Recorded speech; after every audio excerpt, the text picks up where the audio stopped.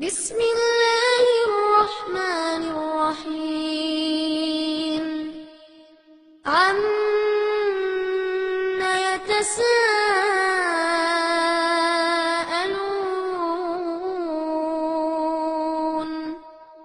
عن النبأ العظيم الذي هم فيه مختلفون كلا سيعلمون ثم كلا سيعلمون ألم نجعل الأرض مهادا والجبال أوتادا وخلقناكم أزواجا وجعلنا نومكم سباتا وجعلنا الليل لباسا وجعلنا النهار معاشا. கண்ணியத்திற்குரிய எல்லாம் வல்ல அல்லாஹ் ஜல்ல ஷானஹு தஆலாவின் நல்லடியார்களே, அல்லாஹுடைய பேரருளால் அவன் நமக்கு வழங்கி இருக்கின்ற 2 பெருநாட்களில் ஹஜ் பெருநாள் என்ற திருநாளை அவனுடைய திருத்தூதர் ஸல்லல்லாஹு அலைஹி வஸல்லம் அவர்கள் காட்டி தந்த முறைப்படி நிறைவேற்றிவிட்டு நாம் எல்லாம் அமர்ந்திருக்கிறோம்.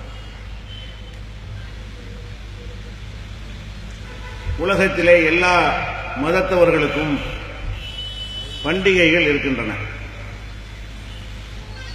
அவரவர்கள் தங்களுடைய பண்டிகைகளை கொண்டாடும் பொழுது அவர்கள் சந்திக்காத பல பிரச்சனைகளை முஸ்லிம் சமுதாயம் சந்திக்கிறது. நம்முடைய பெருநாட்கள் ஒரு கொடூரமான பண்டிகையாக, மக்களுக்கு சமுதாயத்திற்கு கேடு விளைவிக்கின்ற பண்டிகையாக, நாட்டின் சட்டத்தை மீறக்கூடிய ஒரு பண்டிகையாக சித்தரித்து காட்டப்படுகிறது. உண்மையில் நாம் சிந்தித்து பார்த்தால் எந்த சமுதாயம் கொண்டாடுகிற பண்டிகைகளை விடவும் திருவிழாக்களை விடவும் சிறந்த ஒரு பண்டிகையாக, திருவிழாவாக இஸ்லாத்தினுடைய பெருநாட்கள் அமைந்திருக்கின்றன. நம்முடைய பெருநாட்களிலே நாம் சந்தோஷமாக உணவு அருந்துவோம், நல்ல ஆடைகளை அணிந்து கொள்வோம், ஏழை மக்களுக்கு தான தர்மம் செய்வோம். இந்த அளவில் தான் நம்முடைய கொண்டாட்டங்கள் இருக்கும்.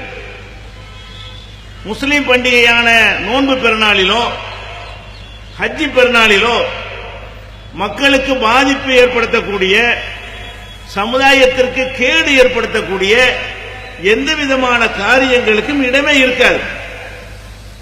நம்முடைய பண்டிகைகளிலே நாம் பட்டாசு கொளுத்துவதில்லை. ஏன் கொளுத்துவதில்லை? அந்த பட்டாசு கொளுத்துவதனால் ஏற்படக்கூடிய காற்று மாசுபடுதல், நோயாளிகளுக்கு பாதிப்பு ஏற்படுதல், தீ விபத்துகள் ஏற்படுதல், நம்முடைய பொருளாதாரம் பயனற்ற வழியிலே செலவாகுதல் என்று பல தீமைகள் அதில் இருக்கிற காரணத்தினால் அதை நாம் இந்த வழியில் கொண்டாடுவது கிடையாது. ஆனால் அந்த கொண்டாட்டங்களை எல்லாம் குறை சொல்லாதவர்கள் இஸ்லாத்தினுடைய பெருநாளில் எந்த ஒரு தொந்தரவோ சிரமமோ மக்களுக்கு கஷ்டமோ நாட்டுக்கு கேடோ இல்லாமல் இருந்தும் அதை ஒரு கொச்சைப்படுத்தக்கூடிய காரியத்தில் ஈடுபட்டுக் கொண்டிருக்கிறார்கள். அதே போல நம்முடைய பெருநாட்களிலே நாம் போய் கடல்களையோ ஆற்று நீரையோ குளத்தையோ ஊரணிகளையோ மாசுபடுத்துவது கிடையாது. ரசாயன கலவைகளை கொண்டு போய் கரைத்து அது மக்களுக்கு கேடு செய்யக்கூடிய மாதிரியான வழிபாடு நம்முடைய மார்க்கத்தில் கிடையாது. அழகாக ஆடை அணிந்து அணிவகுத்து நின்று அல்லாஹ்வை வணங்கிவிட்டு இப்ப அமர்ந்திருக்கிறோம். நம்ம வழிபாட்டு முறை இதுதான். இந்த வழிபாட்டினால யாருக்காவது கேடு இருக்கிறதா? யாருக்காவது கஷ்டம் இருக்கிறதா? நமக்கு நீட்டாக சுத்தமான முறையில் அல்லாஹ்வை வணங்கிவிட்டு உட்கார்ந்து இவ்வளவுதான் வழிபாடு. ஆனா வழிபாடு என்ற பெயர்ல நம்ம ஆட்டம் போடுவது கிடையாது, கூத்து கும்மாளம் போடுவது கிடையாது. கடவுள் ஒருவன் இருக்கிறான் நம்பிக்கொண்டு அந்த கடவுளையே கேலி செய்யக்கூடிய காரியங்கள் இந்த மார்க்கத்தில் கிடையாது. அப்ப இதை பாராட்ட வேண்டிய அறிவுஜீவிகள், பாராட்ட வேண்டிய ஊடகத்துறையினர் இஸ்லாமிய பண்டிகையை மாத்திரம் கொச்சைப்படுத்தக்கூடிய காட்சியை பார்க்கிறீர்கள். நாம திருஷ்டி பூசணிக்காயை கழித்து ரோட்டில் போடுவது கிடையாது, அதனால் விபத்துகள் ஏற்படுத்துவது கிடையாது, யாருக்கு தீமதிப்பது கிடையாது, நமக்கு நாமே கஷ்டத்தை உண்டாக்கி கொள்வது கிடையாது, அழகு குத்தி நாம் வழிபாடு செய்வது கிடையாது, நம்மை நாமே வேதனைப்படுத்திக் கொள்வது கிடையாது. பாத யாத்திரை என்ற பெயரிலே பல நாட்கள் நடைபயணமாக சென்று நமக்கு வேதனை ஏற்படுத்திக் கொள்வது கிடையாது. அப்ப இந்த மாதிரி எல்லாமே அறிவுபூர்வமாக எந்த கடவுளை நம்புகிறோமோ அந்த கடவுளுக்கு பயந்து அடிபணியக்கூடிய வகையில நாம பெருநாளை கொண்டாடினால் அதை சகித்துக் கொள்ள முடியாதவர்கள் அதற்கு பலவிதமான இடைஞ்சல்களை செய்து கொண்டிருக்கிற காட்சியை பார்க்கிறோம். பெருநாட்களிலே நாம ஆடு மாடுகளை அறுத்து ஒட்டகத்தை அறுத்து நாமும் சாப்பிட்டு ஏழைகளுக்கு கொடுக்கிறோம். இதை ஒரு பூதகாரமான விஷயமாக, ஒரு பயங்கரமான காரியமாக ISS தீவிரவாதிகள் எப்படி மனுஷனை அறுத்து கொள்கிறார்களோ அந்த மாதிரியான ஒரு காரியமாக இன்றைக்கு சித்தரிக்கிறார்கள். எதனால் சித்தரிக்கிறார்கள்? இப்படி சித்தரிக்கக்கூடியவர்கள் யார்? இவர்கள் ஆடு மாடுகள் அறுக்க மாட்டார்களா? சாப்பிட மாட்டார்களா? கோழி சாப்பிட மாட்டார்களா? ரத்தத்தை ஓட்ட மாட்டார்களா? இவர்கள் விமர்சிக்கக்கூடியவர்கள் எந்த விதமான உயிரையும் கொள்ளாமல் சாப்பிடாமல் இருந்து கொண்டு இப்படி கேட்டால் அதுல ஒரு நியாயம் இருக்கிறது. எந்த காரியத்தை சொல்லி குறை சொல்கிறார்களோ விமர்சிக்கிறார்களோ அதை செய்யக்கூடியவர்கள் தான் நாட்டில் 99% மக்கள். நாங்கள் சைவம் மாத்திரமே என்று சொல்லக்கூடியவர்களும் கள்ளத்தனமாக அவர்கள் அசைவத்தை உண்ணக்கூடியவர்களாகத்தான் இருக்கிறார்கள். அப்ப 99% மக்கள் எதை செய்கிறார்களோ அதை முஸ்லிம்கள் செய்தால், பண்டிகையில் செய்தால், மக்களுக்கு வழங்குவதற்காக ஏழைகளுக்கு கொடுப்பதற்காக செய்தால் அது பாரதூரமான பயங்கரமான குற்றமாக ஏன் சித்தரிக்கிறார்கள்? இந்த நோய் எதனால் உங்களுக்கு ஏற்படுகிறது? இதுல என்ன குறையை கண்டுவிட்டீர்கள்? அப்ப அதுதான் உங்களுடைய கொள்கையாக இருக்குமே. ஆனால் ஆடு மாடுகளை அறுத்து உண்பது குற்றம் என்பது உங்களுடைய கொள்கையாக இருக்குமே. ஆனால் நாட்டில் உள்ள அனைத்து கசாப்புகளையும் மூட முடியுமா உங்களால்? உத்தரவு போடுங்கள் பார்ப்போம். அப்போ புரட்சி வந்து அந்த சமுதாயத்தில் வெடிக்கும். கோழி விற்கக்கூடாதுன்னு உங்களை சொல்ல முடியுமா? அல்லது மாடு விற்கக்கூடாதுன்னு சொல்ல முடியுமா? அல்லது பன்றி அறுத்து விற்பனை செய்கிறார்கள் அதை உங்களுக்கு தடுக்க முடியுமா? அப்ப ரத்தம் ஓட்டுவது, பிராணிகளை உண்பது பெரிய பயங்கரமான விஷயமாக இருந்தால் அப்படி நீங்கள் கருதினால் செய்யாமல் இருந்து அப்படி விமர்சிக்க வேண்டும். என்ன செய்கிறார்கள்? இன்னும் சொல்ல போன அவர்கள் தான் அதிகமாக மாமிசங்களை உட்கொள்கிறார்கள், தங்களுக்கே உட்கொண்டு கொள்கிறார்கள்.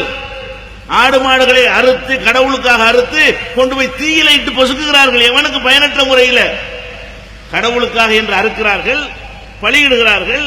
பலியிட்ட பிராணிகளை நெருப்பிலே இட்டு பொசுக்குகிறார்கள். அது யாருக்கு பயன்? ஒரு பயனுமற்ற முறையில் இது போன்ற காரியங்களை செய்பவர்கள் முஸ்லீம்கள் ஆட்ட இருக்கிறோம், மாட்ட இருக்கிறோம், ஒட்டகத்தை இருக்கிறோம் என்ற மாதிரியான ஒரு சித்திரத்தை உண்டாக்கி ஒரு குற்ற செயல்களை போல இதை சித்தரிக்கிறார்கள். அப்ப குற்ற செயல்களை போல் நீங்கள் கருதினீர்களே, ஆனால் அப்படி நடக்கணுமா இல்லையா? இன்றைக்கு இது ஒட்டகம் இருக்கிறோம், ஆடு இருக்கிறோம், மாடு இருக்கிறோம். மாட்டை தான் பிரச்சனையை ஆக்கி கொண்டு இருந்தார்கள். ஒட்டகம் வந்ததனால மாட்டை விட்டு விட்டார்கள். நீங்கள் ஒட்டகம் இருக்கவில்லை என்றால் மாட்டுக்கு பிரச்சனை கிளப்புவார்கள், மாட்டை அறுக்கவில்லை என்று சொன்னால் ஆட்டுக்கு பிரச்சனை கிளப்புவார்கள். பெருநாளில் மாத்திரம். இன்னும் சொல்ல போனால் இந்த பெருநாட்கள் வந்து விடுமையானால் மொத்தமாக அதிகமாக கால்நடைகளை கொண்டு வருவோம். நிறைய தேவை இருக்கும்போது நிறைய தான் கொண்டு வருவார்கள். இந்த ப்ளூ கிராஸ் என்ற மிருக ஜாதியினர், மிருகங்களுக்கு வக்காலத்து வாங்கக்கூடியவர்கள், வெறிநாய்களால் மனிதன் கடித்து குதறப்பட்டாலும் அந்த நாய்க்கு பின்னால் நிற்கக்கூடியவர்கள், மனிதனுடைய சாவை பற்றி கவலைப்படாதவர்கள், இந்த ஜாதியில் என்ன செய்வார்கள்? வாகனத்தில் அவர்கள் ஆடுகளை மறிப்பார்கள், ஒட்டகங்களை மறிப்பார்கள், மாடுகளை மறிப்பார்கள். நாங்கள் மிருகத்தை காப்பாற்ற வந்திருக்கிறோம் என்பார்கள். அப்ப மிருக ஜாதியாக இருக்கக்கூடிய இவர்கள் இந்த பெருநாளை தவிர வேறு எந்த நாளிலாவது இந்த மிருக பக்தியை காட்டியிருக்கிறார்களா? உயிரோடு கடித்து துப்புகிறார்கள் மிருகங்களை. வழிபாடு என்கிற பெயரில் ஆற்றினுடைய கழுத்தை கடித்து துப்புகிறார்கள். நிக்க வைத்து நூற்றுக்கணக்கான ஆடுகளை நிக்க வைத்து ஒவ்வொன்றாக வெட்டி துடிக்க துடிக்க கொள்ளுகிறார்கள். இஸ்லாமிய முறைப்படி அறுக்கும் பொழுது வேதனை ஏற்படுவது கிடையாது பிராணிகளுக்கு. அறிவியல் பூர்வமாக இது நிரூபிக்கப்பட்டிருக்கிறது. அதற்கு மாற்றமான முறையெல்லாம் செய்வார்கள். அங்க போய் நிப்பான இவனும் அதை பக்தியாக செய்யக்கூடியவனாகவோ ஆதரிக்கக்கூடியவனாக இருக்கிறான். அப்ப இவர்கள் எதையெல்லாம் செய்கிறார்கள் அது எல்லாமே முஸ்லிம் செய்தால் மாத்திரம் குற்றம், முஸ்லிம் செய்தால் மாத்திரம் பாவம் என்கிற முறையில சித்தரித்துக் கொண்டிருக்கிறார்கள். இந்த மார்க்கம் நமக்கு கற்றுத்தந்திருக்கிற வழிமுறை என்ன? லட்சக்கணக்கு 30 லட்சம் பேர் நேற்று கூடியிருக்கிறார்கள். நேற்றைக்கு முன்தினம் கூடியிருக்கிறார்கள். 10 நாட்களாக மக்காவில கூடியிருக்கிறார்கள். இந்த 30 லட்சம் பேர் கூடிய அந்த இடத்துல ஒரு கலாட்டா இருக்குதா? ஒரு தகராறு இருக்குதா? போதையில் தள்ளாட்டம் இருக்கிறதா? புகையாவது உங்கள் புகைப்பிடிப்பவனையாவது அங்கே பார்க்க முடிகிறதா? 30 லட்சம் பேரும் கூடுகிறார்கள். இதன் நெரிசலால் சில விபத்துகள் ஏற்படுமே தவிர சில நேரங்களில் அங்கே சண்டை கிடையாது, சச்சரவு கிடையாது, கூக்குரல் கிடையாது. இன்னும் சொல்ல போனால் அங்கு சென்றவர்கள் எல்லாம் கொஞ்சம் தரத்தில் மேம்பட்டவர்கள் தான். ஹஜ்ஜுக்கு செல்ல கொஞ்சம் வசதி வேண்டும், கொஞ்சம் பொருளாதார மேம்பட்ட நிலை இருப்பவர்கள் தான் செல்ல முடியும். அப்ப பொருளாதார மேம்பட்ட நிலையில் உள்ளவர்கள் தங்களை கொஞ்சம் உயர்வாக கருதுவார்கள் இயல்பாகவே. அதையும் தூக்கி எறிந்துவிட்டு மக்களோடு மக்களாக அவர்கள் நின்றார்களே, அந்த இடத்துல ஒரு சாராய பாட்டில் உனக்கு எடுக்க முடியுமா? 30 லட்சம் பேர் கூடி கலைந்த இடத்துல போய் ஒரு பீடித்துண்டு எடுக்க முடியுமா? எப்படி வணங்குகிறார்கள், எப்படி அங்கே பெருநாளை கொண்டாடுகிறார்கள் எங்கள் சமுதாயம் என்று பார்க்கிறீர்கள். இன்னொரு பக்கம் பார்த்தால் அந்த பண்டிகை கொண்டாடுவதற்கு தேர்ந்தெடுப்பது எப்பதான்? டாஸ்மாக் மூடப்படுற நேரத்தில் அதை கொண்டாட மாட்டார்கள். எப்ப டாஸ்மாக் திறக்கிறானோ அதற்கு பிறகு அரை மணி நேரம் கழித்து தான் அந்த பண்டிகையை கொண்டாடுவார்கள். அந்த கடவுளை தூக்கி கொண்டு போவார்கள். ஏன்? அப்பதான் தண்ணி அடிச்சுட்டு போதையில தள்ளாட முடியும்.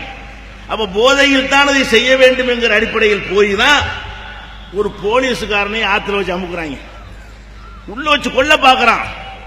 இங்க போலீஸுக்காரனை போட்டு பின்னி எடுக்கிறான் ஒரு அதிகாரிய. அப்ப இந்த மாதிரியான ஒரு 100 பேர் 50 பேர் இருக்கிற இடத்திலேயே கலாட்டா பண்றீங்க, தகராறு பண்றீங்க, வம்பு வளர்க்குறீங்க, காவல்துறையை வந்து அடிக்கிறீங்க, வன்முறையில இறங்குறீங்க. 30 லட்சம் பேர் கூட எடுத்தா நடந்துச்சா? இந்த வருஷம் இல்ல, 1400 வருஷமா நடந்துச்சா? 1400 ஆண்டுகளாக இங்கே மக்கள் லட்சக்கணக்கில் குழுமிக் கொண்டிருக்கிறார்கள். அங்க என்ன இல்ல? போதை தள்ளாட்டம் கிடையாது, அதிகாரிகளை தாக்குவது கிடையாது, மக்களுக்கு தொல்லைப்படுத்துவது கிடையாது. இப்படியான ஒரு மார்க்கமாக இருக்கும் பொழுது பாராட்டாமல் இருந்தாலாவது பரவாயில்லை, குறை சொல்லலாமா? எப்படி இதை கொச்சப்படுத்தலாம், எப்படி இவங்க புண்படுத்தலாம், நமக்கு மகிழ்ச்சியை இல்லாம நினைக்கிறார்கள். பெருநாள் வந்து விட்டால் டென்ஷனை உண்டாக்கி, ஏன்டா இதுல என்ன உங்களுக்கு சங்கடம் இருக்கிறது, இதுல என்ன உங்களுக்கு கஷ்டம் இருக்கிறது, நாங்கள் சந்தோஷமாக உண்பதிலும் உடுத்துவதிலும் உங்களுக்கு என்ன சிரமம் இருக்கிறது, மற்றவனுக்கு பாதிப்பு வரக்கூடாது என்பது எங்கள் அடிப்படை கொள்கை. முஸ்லிம் யார் என்று கேட்டால் மன் அமீன ஹுன்னாசு, யாரை பற்றி மக்கள் எல்லாம் அச்சமில்லாமல் இருக்கிறார்களோ, யாரை பார்த்து பயம் இல்லாமல் வாழ்கிறார்களோ அவன் தான் முஸ்லிம். முஸ்லிம் வந்து ஊர்வ தொழுக வர்றான்னு சொன்னா யாரும் கடை அடிக்க தேவை கிடையாது, கடை அடிச்சுட்டு ஓட வேண்டிய தேவை கிடையாது. ஏன்? நம்ம பாட்டுக்கு வருவோம், நம்ம பாட்டுக்கு நம்ம பாட்டு போய்கொண்டே இருப்போம். மத்தவன் ஏதாவது ஊர்வலம் வர்றான்னு சொன்னா இருக்கிறதெல்லாம் கூட்டிட்டு ஓடுறான். அப்ப யாரை பார்த்து மக்கள் பயந்து ஓடுகிறார்களோ அப்படியான சமுதாயமாக நாங்கள் இருக்கிறோமா? இல்ல. ஆனாலும் இதை கொச்சைப்படுத்தி என்ன செய்கிறார்கள்? இஸ்லாத்துக்கு எதிராக என்ன செய்யணுமோ அவ்வளவு செய்கிறார்கள். இதெல்லாம் யார் செய்கிறார்? சாதாரண கிராமத்தில் உள்ள மக்கள் செய்யல. அவன் இன்னைக்கு மாமா மச்சான் பழகுறான், அண்ணன் தம்பியா பழகுறான், எப்ப பாய் பிரியாணி கொடுப்பீங்கன்னு கேட்கிறான். சாதாரண மக்கள், படிக்காத மக்கள், பாமர மக்கள் அவர்கள் பண்பாடு மிக்கவர்களாகவும் இஸ்லாமிய பண்டிகைகளை புரிந்து கொண்டவர்களாகவும் மனித நேயமிக்கவர்களாக இருக்கிறார்கள். இந்த விஷமத்தனம் பண்றவன், இதை கொச்சைப்படுத்துறவங்க யாருன்னு பாத்தீங்கன்னா படிச்சவன், பட்டதாரி, எழுத்தாளன், பள்ளிக்கூட வாத்தியாரு, அதிகாரி, நீதிமன்றத்தில் பணியாற்றக்கூடிய நீதிபதிகள், வழக்கறிஞர்கள், இப்படி படித்தவனாக இருக்கக்கூடியவனுக்கு தான் இந்த விஷம் தலைக்கு ஏறுகிறது. எதை குறை சொல்லணுமோ அதை குறை சொல்லாம, எதை குறை சொல்லக்கூடாது அதை குறை சொல்கிறான். எது நல்லதோ அதை நல்லது என்று காட்டாமல், எது கெட்டதோ அதை நல்லது என்று காட்டுகிறான். நல்லதை எல்லாம் கெட்டதாக சித்தரிக்கிறான். எப்படி பண்ணுவாங்க? ஒரு ஒட்டகம் அறுத்து கிடக்கும்ல, அதை எடுத்து படத்தை போடுவாங்க. பாருங்கள், ரத்தம் ஓடுற காட்சி. ஒட்டகத்தை ரத்தம் ஓட தான் செய்யும், நிறைய ஓடுது பாத்தீங்களா? பெரிய பிராணிக்கு நிறைய தான் ஓடும். கோழிக்கு கோழி அளவுக்கு தான் ரத்தம் இருக்கு, ஆட்டுக்கு அந்த அளவு தான் ரத்தம் இருக்கு, நிறைய ரத்தம் ஓடுதான். அட நிறைய ஓடுனா என்ன, கொஞ்சம் ஓடுனா என்ன, அந்த உயிருக்கு தக்கவாறு தானே இருக்கு. இதை காட்டி பிரம்மாண்டமா காட்டி வெறுப்பை விதைக்கிறார்கள். எவ்வளவு ரத்தம் ஓட்டுகிறார்கள். இந்த மாதிரி சொல்லக்கூடிய நீ இதை அறுக்காம இருக்கணுமா இல்லையா? இப்படியான விஷமத்தனத்தில் ஈடுபடுகிறார்கள். அதனுடைய ஒரு எதிரொலிதான் இப்ப ஹைகோர்ட்ல, நம்ம சென்னை உயர் நீதிமன்றத்தில் ஒட்டகம் இருக்க கூடாது தடை உத்தரவு. என்னடா தடை? என்ன தடைக்கு என்ன அடிப்படை? என்ன இந்த நாட்டில் அப்படி தடுக்க முடியுமா? இந்தியாவுடைய சட்ட பிரகாரம் சட்டப்படி தீர்ப்பளிப்பதாக இருந்தால் ஒட்டகம் இருக்க கூடாதுன்னு சொல்ல முடியுமா? முடியாது. ஏன்? மதத்திற்காக சடங்கிற்காக பலியிடுவதை எந்த சட்டமும் கட்டுப்படுத்தவே செய்யாது என்று பிராணிகள் வதை சட்டத்திலே 28வது பிரிவில் சொல்லப்பட்டிருக்கிறது. நீ 1000 காரணம் சொல்லிக்க, அதெல்லாம் மதம் இல்லாமல் அவன் செய்யறதுக்குரிய விஷயங்கள். மதத்திற்காக இந்துக்கள் பிறகுகளை பலியிட்டாலும் சரி, கிறிஸ்தவர்கள் பலியிட்டாலும் சரி, சீக்கியர்கள் பலியிட்டாலும் சரி, பௌத்தர்கள் பலியிட்டாலும் சரி, முஸ்லிம்கள் பலியிட்டாலும் சரி, ஜைனர்கள் பலியிட மாட்டார்கள் பலியிட்டாலும் சரி, அதை எந்த சட்டம் தடுக்க முடியாது. இதுதான் இந்தியாவுடைய சட்டம். இதுதான் இந்தியாவில் இருக்கக்கூடிய மத ஜனநாயக சட்டம், மதச்சார்பற்ற சட்டம். இந்த சட்டத்தை தூக்கி எரிந்து விட்டு என்ன மாதிரி தீர்ப்பளி? உள்ளுக்குள்ள போனா விஷம். இவன் நீதிபதிங்கிறான். நீ சட்டம் படிச்சு நீதிபதியா வந்தியா அல்லது லஞ்சம் கொடுத்து வந்தியா? எந்த அடிப்படையில் நீதிபதியாக வந்தாய்? அல்ல முஸ்லிம்களுக்கு எதிராக தீர்ப்பளித்தால் உனக்கு சுப்ரீம் கோர்ட்ல நீதிபதி வாய்ப்பு கிடைக்கும் என்பதற்கு செய்யறியா அல்ல இருக்கிற புஸ்தகத்தில் உள்ளபடி செய்கிறாயா? எத்தனை வாதங்களை நீதிமன்றத்தில் அரசு தரப்பில் எடுத்து வைத்தார்கள். மாநில அரசாங்கம் இதை தடுக்க கூடாது என்பதற்கு அவ்வளவு காரணங்களை சொன்னார்கள். அந்த வழக்கிலே ஒரு பிரதியாக இருக்கக்கூடிய தமிழ்நாடு தௌஹீத் ஜமாத், நம்ம அந்த வழக்கில் இருக்கிறோம். அந்த வழக்கில் நம்முடைய மனுவிலும் அவ்வளவு ஆதாரங்களை சொன்னோம். எதையும் கண்டுகொள்ளாமல் தீர்ப்பு. என்ன தீர்ப்பு? காரணம் என்ன? ஒட்டகம் அறுப்பதற்கு அறுவை கூடம் இல்லை. ஆட்டுக்கு அறுவை கூடம் இருக்குல்ல, ஆட்டு தொட்டிமாங்கல்ல. அப்ப ஆடு அறுப்பதற்கு ஆட்டு தொட்டி இருப்பது போல, மாடு அறுப்பதற்கு மாட்டு தொட்டி இருப்பது போல, ஒட்டகம் அறுப்பதற்கு ஒட்டக தொட்டி இருக்கிறதா? இல்லை. எப்படி அறுக்கலாம்? கூடாது. தடை. தடை காரணம் என்ன? ஒட்டகம் அறுக்கிறதுக்கு ஒரு அறுவை கூடம் இருக்கணுமா, அதுலதான் அறுக்கணுங்கிறான். ஒரு சாதாரண ஒரு கிராமத்தான் கேட்டா கூட காரி திப்புவான் இந்த தீர்ப்பை கேட்டு. இவ்வளவு முட்டாளா, இவ்வளவு மடையனா ஒரு ஹைகோர்ட் நீதிபதியா இருப்பான்? இவ்வளவு லூஸ் கிற்கனா நீதிபதியா இருப்பான்? கேஸ் போட்டுக்க. இவ்வளவு பெரிய மடையனா நினைப்பானா இல்லையே? ஆட்டு தொட்டி மாட்டு தொட்டி எல்லாம் வியாபாரத்துக்கு உள்ளது. ஒருவன் வியாபாரம் செய்வதாக இருந்தால் அவன் இஷ்டத்துக்கு நாயை கொண்டது அடுத்த ஆடு வித்திரக்கூடாது, செத்தாட்டை வித்திரக்கூடாது, நோயுற்ற ஆட்டை வித்திரக்கூடாது என்பதற்காக வேண்டி மாநகராட்சியில் கூடங்கள் அமைத்து அதை சோதனை செய்து அவன் முன்னால் அறுத்து சீல் வைத்து அனுப்புகிறார்கள். ஏன்? மக்களுக்கு வியாபாரம் செய்யும் பொழுது தவறான உணவுகளை மக்களுக்கு கொடுத்துவிடக் கூடாது. அதுக்குத்தான் ஆட்டு தொட்டி. அந்த ஆட்டு தொட்டி சட்டம் கூட கிராமங்களுக்கு கிடையாது, சிற்றூர்களுக்கு கிடையாது, பேரூராட்சிகளுக்கு கிடையாது. மாநகராட்சியிலையும் நகராட்சியிலையும் தான் ஆடு வெட்டுவதற்கு கூடம் இருக்குமே தவிர அதற்கு கீழ்நிலையில் உள்ள உள்ளாட்சி அமைப்புகளிலே கூடங்கள் கிடையாது. அப்ப ஆட்டு தொட்டி இருந்தா தான் இருக்கணுங்கிறிய. கிராமங்களில் உள்ள கசாப்பு கடைக்காரன் எந்த தொட்டில இருக்கிறான்? கசாப்பு கடையில் தான் இருக்கிறான், ரோட்ல போட்டு தான் இருக்கிறான். அவ்வளவையும் தடுத்து விட்டு இங்க வியாபாரத்துக்கு இருக்கிறான். நாங்க சாப்பிட இருக்கிறோம், வியாபாரத்துக்காக இருக்கிறதே ரோட்ல இருக்கான். அப்ப இந்த நீதிபதி தடுத்தால் என்ன செய்யணும்? கிராமங்களில் ஆடு இருக்காது சொல்லு பார்ப்போம். புரட்சி வடிக்கும், இன்னொரு சுதந்திர போர் ஏற்பட்டிருக்கும். அவனுடைய உணவில் நீ கை வைத்தால் வேறு விளைவுகள் ஏற்பட்டிருக்கும். நாங்க கிள்ளுக்கீரை முஸ்லிம்களுக்கு எதிராக என்ன சொன்னாலும் நடக்க நினைக்கிறாய். நீ ஆடு எங்கே இருக்காது? ஆட்டு தொட்டி இல்லாத நகராட்சி கீழே உள்ள ஊர்களில் ஆடு இருக்காதே, மாடு இருக்காதே, அறுத்தால் நடவடிக்கை எடுன்னு போலீஸ் உத்தரவு போடுவியா? போட முடியுமா உன்னால்? அல்ல போலீஸ் நடவடிக்கை எடுக்க முடியுமா? மக்கள்லாம் திரண்ட எவனும் ஒண்ணும் செய்ய முடியாது. அப்ப நீங்க ஆட்டு தொட்டி இல்லைன்னு சொல்லிடா அறிவு கட்டவன. இது ஆட்டு தொட்டி மேட்டு வியாபாரத்துக்கு உள்ளது. இத்தனை வருஷமா குர்பானி கொடுக்கிறோமே, ஆட்டுக்கு தொட்டி இருந்து அங்கேயே கொடுக்கிறோம். அடே இந்தியா பூரா உலகம் பூரா குர்பானி கொடுக்கிறோம். உனக்கு தனி நாட்டில் இருக்கிறியா? இந்தியாவில் இருக்கிறியா? எல்லா மாநிலங்களும் குர்பானி கொடுக்கிறாங்களே, பெரிய பெரிய நகரங்கள்ல வீட்டிலான கொடுக்கறாங்க. அவங்களுக்கு சொந்தமான தோப்புலான கொடுக்கறாங்க, கொள்ளையில தானே கொடுக்கறாங்க, தோட்டத்திலான கொடுக்கறாங்க, ஒண்ணுமில்லாத ரோட்லான கொடுக்கறாங்க. வியாபாரத்துக்கு இருக்கிறவன் தான் போய் தொட்டில இருக்கணுமே தவிர என்னுடைய ஆட்டை இன்றைக்கு நாங்கள் எங்க கொடுக்கிறோம்? நீ ஒட்டகத்துக்கு தடுத்தீல, அது ஆட்டுக்கும் பொருந்தும்டா. ஏன் நீ தொட்டி வச்சு இருந்தாலும் நாங்க அங்க அறுக்க மாட்டோம், எங்க வீட்டுக்கு தான் அறுப்போம். இன்றைக்கு அறுத்து கொண்டிருக்கிறோம். இன்றைக்கு ஆயிரக்கணக்கான லட்சக்கணக்கான ஆடுகள் அறுக்கப்படுகிறது இந்தியா முழுவதும், தொட்டியில் அல்ல. அப்ப ஆட்டு தொட்டி இருந்தா தான் ஆடு இருக்கணும்னு சொல்வாயானால், அப்ப ஆட்டு தொட்டிக்கு வெளியே இருக்கிறவனுக்கு என்ன தண்டனை கொடுத்த? அதையும் தடுத்து பாரு பார்ப்போம். அப்ப இது பைத்திய ஒரு வியாபாரத்துக்கு சொல்ல சட்டம் படிக்கிறவன் இது வியாபாரிக்கு சொல்லப்படுது, தனி நபருக்கு இல்ல. அது விளங்க வேணாம், அது புரிய வேணாம். அப்ப கசப்பு உள்ளுக்குள்ள எல்லாம் விஷம். எதிரிகளுடைய எந்த வார்த்தையும் கேட்கல, இதை கவனத்தில் வைக்கணும். அடுத்தபடி சொல்றான் தீர்ப்புல. காரணம், ஒட்டகம் உணவு பொருள் பட்டியலில் இல்லையா. ஒவ்வொரு மாநிலத்திலையும் உணவு மிருகங்கள்ல எதையெல்லாம் சாப்பிடலாம் என்று உணவு பட்டியல் வைத்திருக்கிறார்கள். தமிழ்நாடு அரசாங்கத்தினுடைய அந்த உணவு பட்டியலில் ஆடு இருக்கிறது, மாடு இருக்கிறது, பன்றி கூட இருக்கிறது. திருச்சூர்ல சாப்பிடுவாங்க இல்லையா, அது கூட இருக்கிறது. அந்த உணவு பட்டியலில் எது இல்ல? ஒட்டகம் இருக்குதா? இல்ல. அப்ப ஒட்டகம் உணவு பட்டியலில் இல்லாம இருக்கும் பொழுது நீங்கள் எப்படி ஒட்டகத்தை இருக்கலாங்க? இதுவும் ஒரு கூமுட்டை என்பதற்கு ஆதாரம் தான். ஏன் உணவு பட்டியலில் உள்ள விஷயங்கள் எல்லாம் வியாபாரத்துக்கு உள்ளது. அதுவும் எதுக்கு உள்ளது? நீ பாட்டுக்கு நாய் கசாப்பு கடைன்னு வைக்க இயலாது. ஏன் உணவு பட்டியல் இல்லாத என்ன விற்கிறேன்னு கேட்டுருவாங்க. கழுதை கசாப்பு கடைன்னு வைக்க இயலாது. ஏன் கழுதை உணவு பட்டியல் இல்லைம்பாங்க.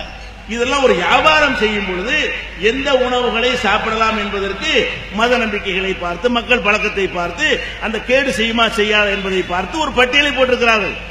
அந்த பட்டியலில் என்ன இல்ல? ஒட்டகம் இல்லதான். ஏன் இல்ல? தமிழ்நாட்டில் ஒட்டகம் இல்லாதனால அது இல்ல. இருக்கிறதான போடுவான். தமிழ்நாடு ராஜஸ்தான்ல உணவு பட்டியல் இருக்குதுல, வேற வேற மாநிலத்தில் இருக்குதுல, ஒட்டகம் இருக்கிற ஏரியாவில் ஒட்டகத்தை குறிப்பிடுவான். ஒட்டகமே கங்காரு குறிப்பிடுவானா? ஏன் இல்ல? அப்ப ஒட்டகம் இங்க இல்லாததுனால குறிப்பிடல. குறிப்பிடாட்டி என்ன அர்த்தம்? அதுக்கு நீ ஒட்டகத்தை வைத்து கசாப்பு கடை வைக்காதுன்னு அர்த்தம். வியாபாரிக்கு தான் அதுவும். ஒட்டகத்தை உணவுப் பொருள் இல்லைன்னு அர்த்தம். அதை வியாபாரம் செய்ய அனுமதி இல்லைன்னு அர்த்தம். இன்றைக்கு அதை நீ தடுக்கலாம்.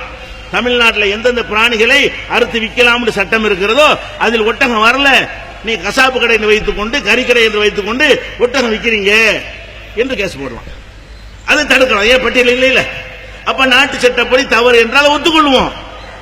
இது என்ன மேட்ரு? வியாபாரமா? ஒட்டகத்தை அறுத்து வியாபாரம் பண்ண போறோமா? ஆட்டறுத்து வியாபாரம் பண்ண போறோமா?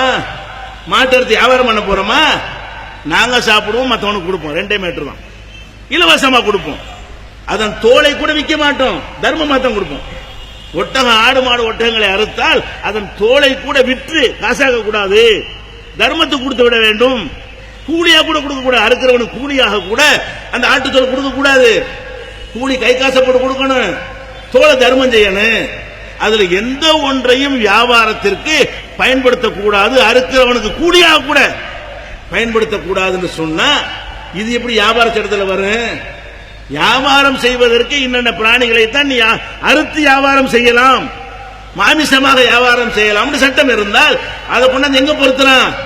அவன் சாப்பிடறக்கு. அப்ப எல்லாம் நரிக்குறனை முடிச்சு உள்ள போடு. ஏன் எலி திங்கிறான்? எலி எதுல இல்ல? உன் உணவு பட்டியல கொண்டு வா, எலி இருக்காண்டு. உன்னுடைய உணவு பட்டியல் எலி இல்லை. இல்ல எலிய சாப்பிடுற குறவர்கள் என்ன பண்ண? நீ குற்றவாளிகளா? பூனையை சாப்பிடறான சுட்டு அவன் குற்றவாளியா? காகம் உணவு பட்டியல இருக்கா? காக்கா இல்ல. அப்ப அந்த காகத்தை சாப்பிடறானா இல்லையா சுட்டு? அவனுக்கு என்ன சட்டம் போடுவ? அவன் சாப்பிடறான், அதுக்கு என்ன சட்டம் அப்படிங்கிற? அது அவன் வியாபாரமா பண்றான். காகத்தை சுட்டு அதை பிரியாணி, காகம் பிரியாணி கிடைக்கணும் வட்ட பிடிச்சி உள்ள போடலாம். அவன் வீட்டுல காகத்தை சுட்டு திண்டானா அது எவன் கேட்க முடியும்? எந்த சட்டமும் கேட்க முடியாது. எந்த சுப்ரீம் கோர்ட் தலையிட முடியாது. எந்த அரசாங்கம் கேள்வி கேட்க முடியாது. அவனுடைய உணவை அவன் தீர்மானித்து அவன் சாப்பிடுவான். பிசினஸ் பண்ணி அடுத்தவனுக்கு கொடுக்கும் பொழுதுதான் அரசாங்கம் தலையிடும். நீ அடுத்தவனுக்கு கொடுப்பது இதைத்தான் கொடுக்க வேண்டும், இன்னொன்னு நீ கொடுக்க கூடாது என்று சட்டம் போடலாம். அப்ப சட்டம் இருக்கிறது, உணவுப் பொருள் இல்லதான் ஒட்டகம் இல்ல. அதுக்கு என்ன அர்த்தம்? ஒரு சட்டத்தில் இருந்து அர்த்தத்தை கூட விளங்க மாட்டீங்களா? அப்ப அர்த்தம் எல்லாம் வழங்காம என்னடா சட்டம் படிச்சு வந்தீங்க? இவன் ஹைகோர்ட் நீதிபதி, இவ்வளவு பேசுறானே, ஒரு நாள் முழுவதும் வழக்கறிஞர்கள் ஹைகோர்ட்டை முற்றுகைத்தான். ஒரு நாள். உங்க அரசாங்கம் எங்க போச்சுன்னா, எங்களை முற்றுகை விடுவியா? வேற எவனையாவது விடுவியா? முற்றுகை விடுவியா? ஹைகோர்ட் முற்றுகை என்று சொன்னா 7 கிலோமீட்டர் முன்னாடி நிப்பாட்டி விடுவார். ஹைகோர்ட் முற்றுகை நீங்க அறிவித்தீர்களே, ஆனால் நம்ம எங்க நிப்பாட்டுவோம்?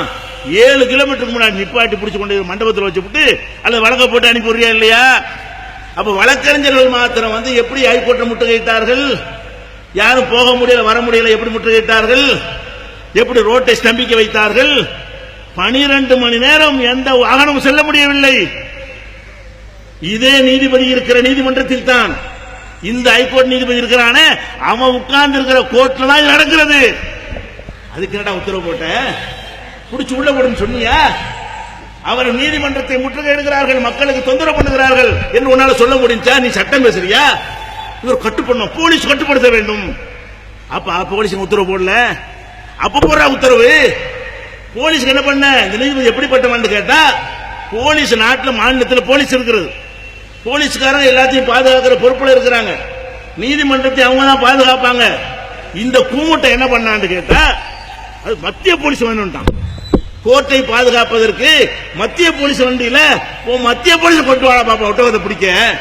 இங்க உள்ள போலீஸ் உத்தரவு போடுற, கோர்ட்டுக்கு முன்னாடி தமிழ்நாட்டு போலீஸ் வரக்கூடாதுட்டாங்க. அதனாலதான் போலீஸ்கார் பார்த்துக்கிட்டு இருந்தாங்க. நல்லா விளங்கிக்கிறங்க, போலீஸ் பார்த்துட்டு இருந்தான். இவ்வளவு நடந்த பிறகு கோர்ட் போலீஸ் தனி, நாங்க மத்திய அரசாங்கத்திலிருந்து வாங்கிட்டோம், அவங்க தான் இதை பாதுகாப்பார்கள் தீர்ப்பளிச்சா. முட்டாளி வந்தான். இப்படி தீர்ப்பளித்து விட்டு ஒரு நாள் பூரா கோர்ட்டை ஸ்தம்பிக்க செய்யறானே, அப்ப நீ போட்ட உத்தரவு என்ன? பிடித்து உள்ளதல்னு சொன்னியா? அரசாங்கம் வேடிக்கை பார்க்கதான்னு கேட்டியா? அப்ப இவனுக்கு சட்டம் ஒண்ணும் தெரியல, இஷ்டத்துக்கு செய்யறானோ. என்ன விஷயம்? அவன் இஷ்டத்துக்கு செய்கிறான். அப்ப இந்த மாதிரியான ஒரு காட்சியை பார்க்கிறோம். நீதிபதிகள் குறிப்பாக இந்த குறிப்பிட்ட நீதிபதி இதோட நாங்க விட்ட மாட்டோம். நீ என்ன வழக்கு நீ போட்டுக்க, உனக்கு இனிமேல் எந்த ப்ரமோஷன் கிடைக்காத வரைக்கும் நீ என்னென்ன தீர்ப்பெல்லாம் எப்படி வழங்கி இருக்கிற என்பதை நாங்கள் உலக விஷயம் ஆக்குவோம். உன்னுடைய பதவி உயர்வு வரைக்கும் நாங்கள் வேட்டு வைப்போம். நீ நீதிபதி பதவிக்கு தகுதி இல்லவன் நாங்க நினைப்போம். நீ எங்க நடவடிக்கை இருப்பியா? நாங்க உனக்கு எதிராக மக்கள் கருத்தை உருவாக்குவோம். கொலிஜியத்தில் நீ வர முடியாத அளவுக்கு உண்மையில் ரிமார்க் இருக்கிற ரிமார்க் எல்லாம் சொல்லுவோம். நீ ஒரு விஷயத்திலும் சட்டப்படி நடக்கிறது கிடையாது. அப்ப இன்னும் சொல்ல போனால் தீபாவளி பட்டாசுக்கு வழக்கு போடுறாங்க, அது தடுத்தியா? 10 மணிக்கு மேல பட்டாசு வெடிக்க கூடாது சட்டம் இருக்கு, அதை மீறாங்க, அது தடுத்தியா? அந்த மாதிரி வழக்குகள் வரும்போதெல்லாம் டிஸ்மிஸ் பண்றான், தேவையற்ற வழக்குங்கிறான், தள்ளுபடி பண்றேங்கிறான். அப்ப இந்த மாதிரியான ஒரு மதத்தின் பெயரால் நடக்கிற விஷயங்களை பாரபட்சம் பார்க்கறாங்க. இது முஸ்லீம் சம்பந்தப்பட்டதா வேற மதம் சம்பந்தப்பட்டதா?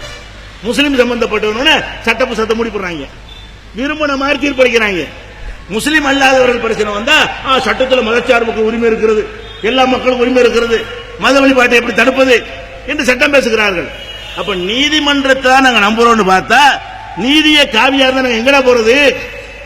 நீதிமன்றத்திலே இந்த மாதிரி ஒரு பாரபட்சம் இருக்குமே, ஆனால் இறுதியாக நாங்க எங்க போவோம்?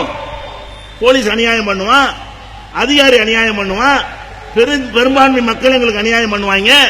நாங்க எங்க போய் நியாயம் கேட்போம்? இறுதியா இருக்கிற ஒரு இடம் நீதிமன்றம்.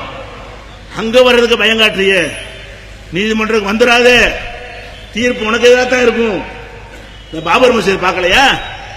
பாபர் மசீத் என்ன பண்ணா? 3 பங்கு வச்சானா இல்லையா? நம்ம இடம் ஆக்கிரமிச்சது ரெக்கார்டு இருக்கிறது. இவ்வளவு இருந்தும் கூட 3 பங்காக வைத்து 1 பங்கு பாபர் மசூதி கமிட்டிக்கு, 2 பங்கு இடிச்சவனுக்கு, இழந்தவனுக்கு 1 பங்கு, இடிச்சவனுக்கு 2 பங்குன்னு தீர்ப்பளிச்சவங்க தான் நீதிபதிகள்லாம். அப்ப நீதிபதிகள் மக்கள் நம்பிக்கை பொதுவாக இழந்து வருகிறார்கள். உங்களுக்கு கொடுக்கல் வாங்கல் பிரச்சனை இருந்தா எவனா நீதிமன்றத்துக்கு போட விரும்புறானா? விரும்ப மாட்டாங்க.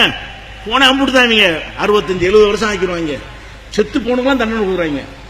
ஒரு ஆளு 2 வருஷம் இறந்து போயிட்டான், அதை விசா தீர்ப்பளிக்கிறாங்க, இவனுக்கு 3 ஆண்டு தண்டனை. ஆளு செத்து 2 வருஷம் ஆச்சு. அது மாதிரி விவாகரத்து வழக்கு போட்டா 70 வருஷத்துக்கு தீர்ப்பளிச்சிருக்காங்க. நம்ம நாட்டில் தான், இது வேற நாட்டில் இல்ல. விவாகரத்து வழக்கு கேட்டு கும்பல வழக்கு போட்டா அவளும் மறந்து போயிட்டா. 70 ஆண்டுகளுக்கு பிறகு அவளுக்கு விவாகரத்து கொடுக்குறேன், புருஷனே இல்ல, புருஷன் செத்து போயிட்டு அதுக்கு முந்தைய புருஷன் செத்து போன பிறகு விவாகரத்து கொடுக்குறேன். இவங்களுடைய தீர்ப்பு ஹோமோ செக்ஸ் பண்றானா இல்லையா? அதுக்கு கோர்ட்டுக்கு போனா ஏன் பண்ண என்னங்கிறான் நீதிபதி. அதான் ஓரின சேர்க்கை செய்யலாமான்னு கேட்டா செஞ்சா என்ன, அதோடு நிக்கல, அதை செய்வதற்கு ஏற்றவாறு சட்டத்தை திருத்துங்க. நீ சட்டப்படி தீர்ப்பளிக்கணுமா, சட்டத்தை திருத்த தீர்ப்பளிக்கணுமா? இந்த குஷ்புங்கிற ஒரு பொம்பளை ஒரு பேச்சு பேசி யார் எப்படி போய்க்கலாம், எந்த பொம்பளை எந்த ஆம்பளையும் போகலாங்கிற அளவுக்கு சொன்ன உடனே அது இஷ்யூ ஆகுது. கோர்ட்டு சுப்ரீம் கோர்ட்டுக்கு போனா, இங்கெல்லாம் வழக்கு போட்டாங்க பல கோர்ட்டுகள்ல. சுப்ரீம் கோர்ட்டுக்கு போனா அதுல என்ன தப்புங்கண்ணா? எந்த பொம்பளை சொல்ற யார்கிட்ட வேணாலும் போகலாம். இது இந்த கருத்து சரியா தவறா? சாதாரண ஒருத்தனும் தெரியும் தவறுங்கிறது. இந்த கருத்தை அந்த பொம்பளை சொல்லி இருக்கும் பொழுது அதற்கு எதிராக வழக்கு போட்டுக்கிறாங்க. இது கெட்ட கருத்து, சமூகத்தில் நல்லிணக்கத்தை, நல்ல கருத்தை, ஒழுக்கத்தை பாதிக்கும் என்று வழக்கு போட்டால் அந்த அம்மாங்களை அம்புடோல தள்ளுபடி பண்ணு, கருத்து சுதந்திரம். அப்ப அது கருத்து சுதந்திரம்னா இதுவும் கருத்து சுதந்திரம். நீ கிறுக்கேண்டு உன்னை விமர்சிக்கிற எங்க கருத்து சுதந்திரம், உன் தீர்ப்பு தப்புன்னு சொல்ற எங்க கருத்து சுதந்திரம், இதுல நீ தலையிட முடியாது.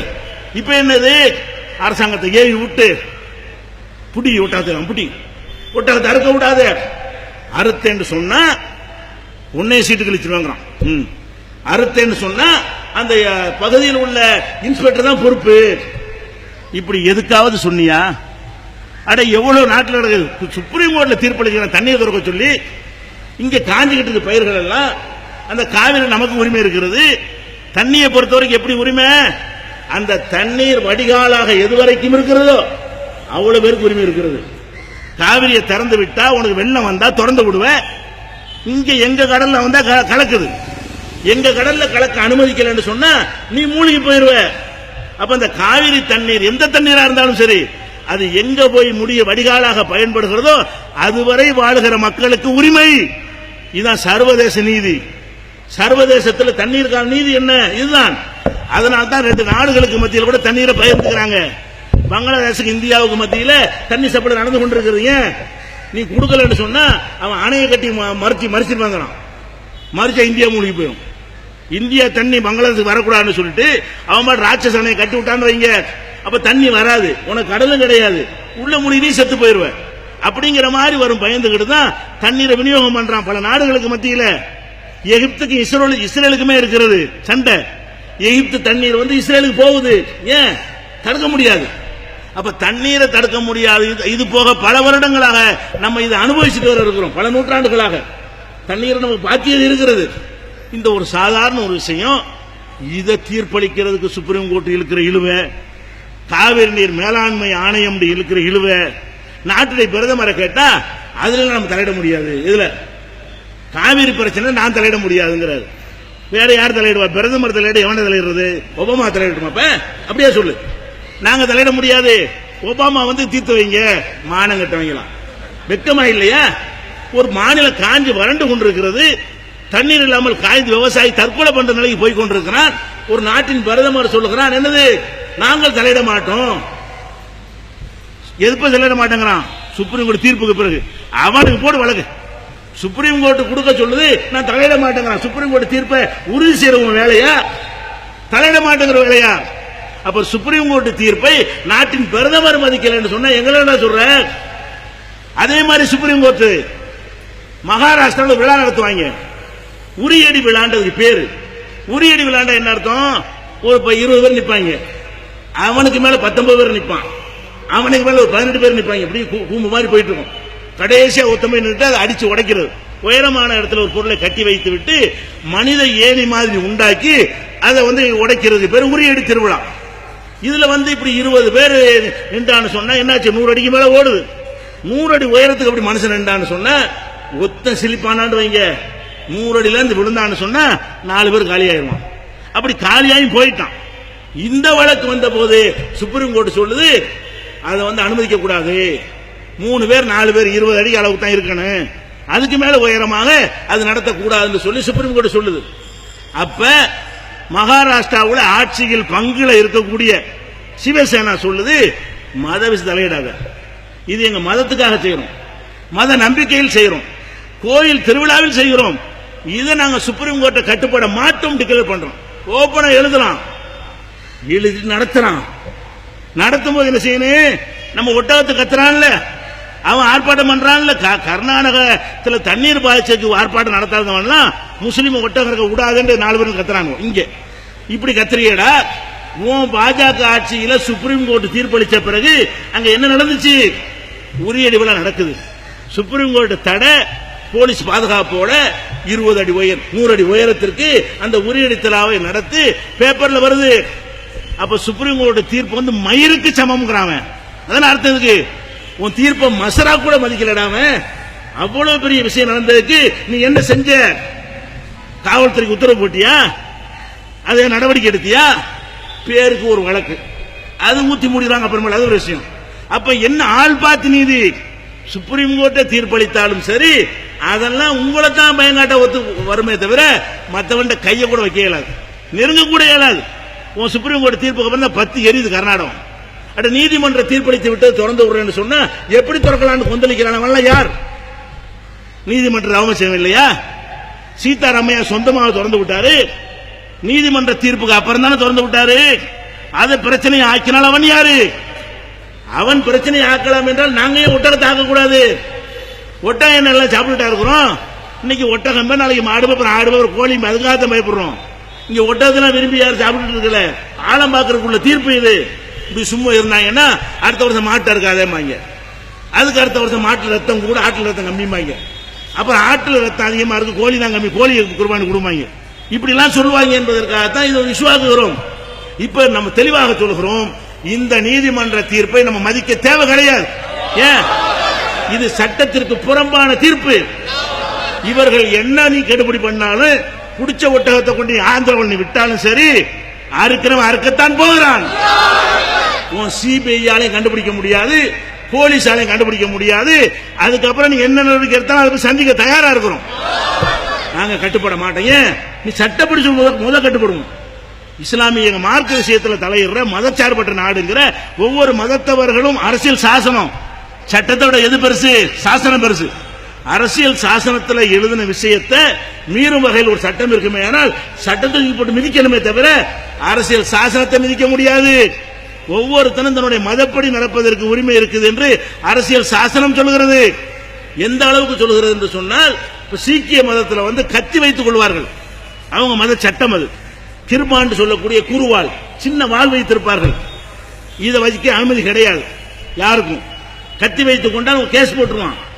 சீக்கியர்கள் அந்த கத்தி வைத்துக் கொண்டு போனால் கேஸ் கிடையாது. ஏன் கிடையாது? அது தொப்பி மாதிரி, தலப்பா மாதிரி மத நம்பிக்கை.